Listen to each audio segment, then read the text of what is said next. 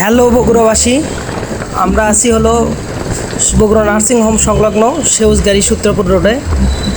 এই হলো রোডের অবস্থা, দেখুন এক হাঁটু পানিতে সব তলে গেছে, যা বলার মতো নয়। নতুন ঢালাই রাস্তা করছে কিছুদিন আগেই, সেই ঢালাই রাস্তার উপরেও পানি উঠে গেছে এক হাঁটু। তাহলে বুঝে দেখেন কতটুকু সমস্যা বড়। এরপরও দেখ আমার হাঁটুর ওখানে পানি হয়ে গেছে। পুরা বগুড়া শহর এমন এক অবস্থা, কিছু বলার নাই। পুরা দেশের মানুষ তাকিয়ে আছে বগুড়ার দিকে। আমাদের সরকার নাকি বগুড়ার সরকার। যারা বলেন তারা দেখুন তো রাস্তাঘাটের এই অবস্থা কেন। দেখেন পানি খালি ছলছল করতেছে। আমাদের এই ড্রেনেজ ব্যবস্থা এতটা বাজে যা বলার মতো না।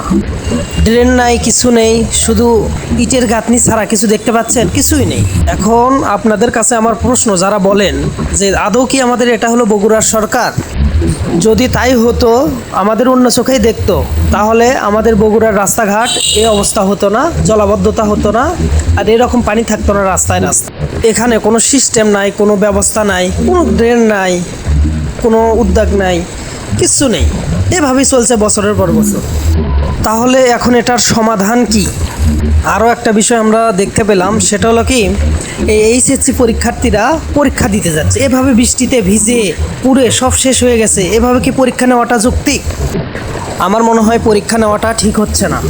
এই রাস্তা দিয়ে আমি না হলেও 8-10 জন স্টুডেন্টকে যাইতে দেখলাম, তার বাবা মা সহ। ফাইল পর্যন্ত ভিজে গেছে, রিক্সাতে ভিজে যাচ্ছে, রাস্তা দিয়ে এই পানির ভিতর দিয়ে হেঁটে যাচ্ছে। তাহলে কি তারা পরীক্ষা ভালোভাবে দিতে পারবে, ভালো প্রিপারেশন নিয়ে দিতে পারবে? এখন যারা জলাবদ্ধতা ভেদ করে এই রাস্তা দিয়ে যাচ্ছে, হেঁটে যাচ্ছে, রিক্সায় যাচ্ছে, তাদের কথা বিবেচনা করে হলেও আপনাদের উচিত এই পরীক্ষাটা বন্ধ করে দেওয়া। প্রিপারেশন ছাড়া তারা কিভাবে ভালো রেজাল্ট করবে, আপনারাই বলুন তো। এখন আমার সরকারের কাছে একটা আবেদন, যে বগুড়ার এই জলাবদ্ধ রাস্তাগুলোর প্রতি একটু নজর দেন, রাস্তাগুলো সংস্কার করেন এবং জলাবদ্ধতা নিরসন করেন। যাই হোক, সবাই ভালো থাকবেন। আজকে এই সবুজ গাড়ির চিত্রটা আপনাদের মাঝে তুলে ধরলাম। আসসালামু আলাইকুম।